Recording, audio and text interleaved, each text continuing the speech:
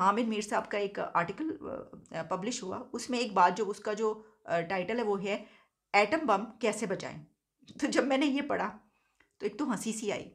इसकी वजह ये है कि जो कंट्रीज़ हैं वो एटम बम इसलिए बनाते हैं, न्यूक्लियर प्रोग्राम उनका इसलिए होता है अपने मुल्क की हिफाजत के लिए। कोई भी मुल्क अपने मुल्क की हिफाजत के लिए कहता है चलो हम ये जो है ये ताकत हासिल करते हैं और बन जाते हैं न्यूक्लियर पावर। लेकिन हमारा मुल्क दुनिया का वो पहला और आखिरी मुल्क है कि जो अपने एटम बम की हिफाजत करनी पड़ रही है जिसको। घास खाएंगे एटम बम बनाएंगे, ये जुल्फकार अली भुट्टो साहब ने कहा था। और आज ही मैं देख रहा था कि पाकिस्तान के वजीर आजम और उनकी कैबिनेट के 8 लोग जो हैं वो यूएई पहुंचे हुए हैं फॉर $1 बिलियन। ये जो चीज़ है कि एटम बम कैसे बचाएं, और जाके वो ममालिक जिनको हम समझते थे यार ये तो छोटे छोटे मुल्क हैं, इनका क्या है, ये तो इतने इतने साइज के मुल्क हैं, ये तुम्हारे शहर जितने मुल्क हैं एक, और आज वो हमें पैसे दे रहे हैं। जय हिंद दोस्तों, पाकिस्तान ब्रेकिंग न्यूज चैनल में आप सभी का हार्दिक स्वागत। पाकिस्तान को अपने ही न्यूक्लियर बॉम्ब से डर लगने लगा है, क्योंकि टीटीपी और तालिबान ने पूरे पाकिस्तान में हड़कंप मचा दिया है।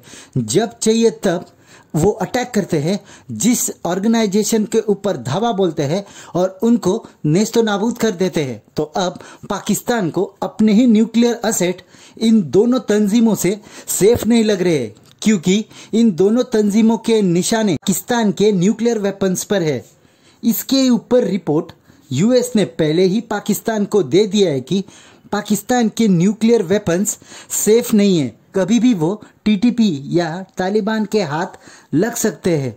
जहां पर पाकिस्तान ने 1971 में न्यूक्लियर बॉम्ब का इजाद किया था, तब जुल्फिकार अली भुट्टो ने कहा था कि हम घास खाएंगे पर हम न्यूक्लियर बॉम्ब बनाएंगे, और आज की बात सच निकली। पाकिस्तान के पास अब घास खाने तक के भी पैसे नहीं हैं, लोग हैं कि भूखे मर रहे हैं। तो क्या पाकिस्तान में आने वाला कल बहुत ही बुरा है? देखकर तो लग रहा है। ऐसे ही वीडियो को अंतिम तक देखते रहिए, लाइक कीजिए, शेयर कीजिए और सब्सक्राइब कीजिए हमारे चैनल को, और बेल आइकन दबाना बिल्कुल भी ना भूले। और आपकी जो भी राय हो उसे कमेंट बॉक्स में ज़रूर दें। धन्यवाद। जो कंट्रीज़ हैं वो एटम बम इसलिए बनाते हैं, न्यूक्लियर प्रोग्राम उनका इसलिए होता है अपने मुल्क की हिफाजत के लिए। कोई भी मुल्क अपने मुल्क की हिफाजत के लिए कहता है चलो हम ये जो है ये ताकत हासिल करते हैं और बन जाते हैं न्यूक्लियर पावर। लेकिन हमारा मुल्क दुनिया का वो पहला और आखिरी मुल्क है कि जो अपने एटम बम की हिफाजत करनी पड़ रही है जिसको, जिसकी हिफाजत उसका न्यूक्लियर प्रोग्राम नहीं कर रहा, बल्कि कंट्री ने वो बना लिया, हमने बना लिया, और अब हमें ये फिक्र है कि हम इसकी हिफाजत कैसे करें। तो आप ये देख लें, मतलब उल्टी गंगा बहती है हर चीज़ में, यहाँ पर जो है ना वो उल्टी गंगा बहती है। तो इसमें भी यही कुछ हो रहा है। तो बस अब यही फिक्र है। देखिए ना, क्या बातें होती रहती हैं, बातें होती रहती हैं कि भाई कहीं ऐसा ना हो कि वो कहें कि ये तो टीटीपी यहाँ तक पहुँच चुकी है, वापस करो। मैं मतलब इमरान खान साहब ने खुद 3 टुकड़े और क्या क्या कुछ कह दिया, तो वो लीडर्स ही आपके ये वाली बातें कर रहे हैं कि भाई ये तो ले लेंगे आपसे जो कुछ आपके हालात हैं। तो हमें तो ये फिक्र पड़ गई अब इसकी हिफाजत कैसे करें। जिसने हमारी हिफाजत करनी है हम उसकी हिफाजत कर रहे हैं। Now this is unbelievable, but this is reality। तो हामिद मीर साहब ने जो कॉलम लिखा उसमें उन्होंने कुछ एक दो पॉइंट्स जो हैं वो मुझे पढ़ के जो है वो हुआ, हम जानते हैं पहले, लेकिन उन्होंने कहा कि घास खाएंगे एटम बम बनाएंगे। हाँ, जुल्फ़िकार अली भुट्टो ने ये मशहूर जुमला 1974 में गवर्नर हाउस लाहौर में बोला था। जिस रोज़ भारत ने राजस्थान के इलाके पोखरान में एटमी धमाका किया, तो अगले रोज़ prime minister Zulfikar Ali Bhutto reaction देने के लिए लाहौर आए। गवर्नर हाउस में उनके लिए एक बहुत बड़ा स्टेज तैयार किया गया, जिस पर तमाम प्रोविंशियल गवर्नमेंट्स के रिप्रेजेंटेटिव मौजूद थे। इस मौके पर भुट्टो ने कहा कि हम एटम बम ज़रूर बनाएंगे, अगर हमें घास खाना पड़ी तब भी हम एटम बम बनाएंगे। तो उन्होंने कहा कि इसके ऊपर बड़ी जोश जज्बा तो देखने को मिला, लेकिन जो उनके साथ कुछ अथॉरिटीज़ थी वो कुछ ही अरसे के बाद जो हैं वो हनीफ रामे जो चीफ मिनिस्टर थे उसके समेत और भी काफ़ी पर्सनालिटीज़, उन्होंने पीपल्स पार्टी छोड़ दी। वो तितर बितर हो गए, वो भाग भूग गए, इधर उधर चले गए।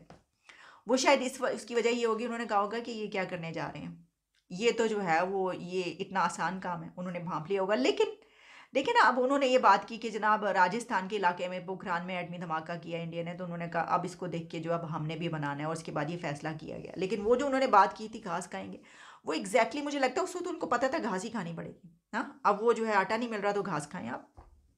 घास भी नहीं मिलेगी, घास कहाँ से मिलेगी आपको खाने के लिए? कमाल हो गई। आपके ख्याल में इतनी सस्ती है घास भी? वो भी नहीं मिलेगी। वो जो बन गई थी घास वो भी नहीं मिलेगी। भूखे वैसे ही रहें आप।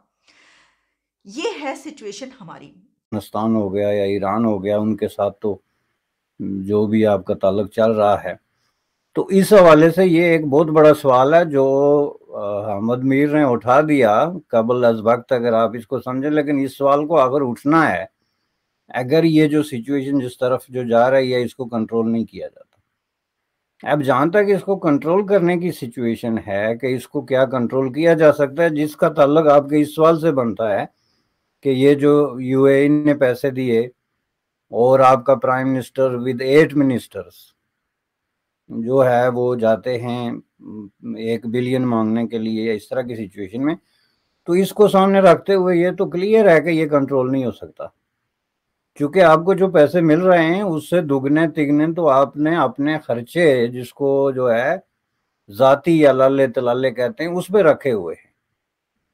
ये अगर प्राइम मिनिस्टर जो खुद जा रहा है, जो मिनिस्टर ऑफ द मिनिस्टर्स है, तो फिर किसी मिनिस्टर को साथ में जाने की क्या जरूरत है भाई? कौन सा एक्सपर्ट मिनिस्टर है आपका? या तो ये हो ना कि कोई मिनिस्टर बहुत बड़ा किसी सब्जेक्ट में एक्सपर्ट है, तो वहां पे उसकी राय लेनी पड़ेगी, फिलबदी तो वो दे देगा। तो ये बात भी तो कोई है नहीं। ये सारे वो मांगे तांगे के मिनिस्टर, प्रेशर ग्रुप्स के पैदा करदा, जिनको पता ही नहीं इकोनॉमी क्या होती है या इंटरनेशनल पॉलिटिक्स क्या है, क्राइसिस क्या है। तो आप उनको उठा के ले जा रहे हैं, तो आप जरा कैलकुलेट तो करें ना कि इस पे खर्चा कितना आता है, और जो $1 बिलियन मिलेगा उसमें से टोटल जो उसी वक्त खर्च हो जाएगा वो कितना है। उसके बाद जो आएगा, जाहिर है बेसिकली तो आपको ये जिस मकसद के लिए भी मिल रहे हैं उस तक तो कभी पैसे, ये पाकिस्तान की हिस्ट्री है कि पहुंचे ही नहीं। हुआ वो आपकी सैलाब की तबाहकारियों का अजाला करने के लिए हूँ या गैर मुल्की कर्जे वापस करने के लिए हूँ, कुछ हूँ, वहां तक तो पहुंचते नहीं। और वहां तक ना पहुंचने का मतलब यही है